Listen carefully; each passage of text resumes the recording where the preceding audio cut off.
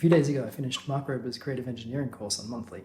It's an intense but enjoyable 30-day crash course on the engineering design process. It was very accessible, it was fun, and it caused a bit of a mess. The goal of the course is to make interesting things that solve problems, to tell engaging stories, and to share the tools to enable you to carry on doing that long after the course ends. For me, it definitely succeeded in that goal. We were guided through designing and building 3 projects using mechanical and electrical engineering. As you can see, I didn't quite have the time to get my builds completely polished. I really appreciate getting insights into how other people think and work and generally do what they do. I find that it helps me get better at doing what I do because it means I don't get stuck into the same patterns of thinking.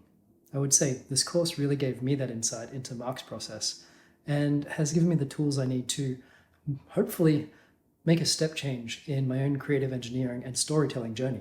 So, in summary, I would urge anyone that's interested in engineering, storytelling, or just generally making things to solve problems to go check it out.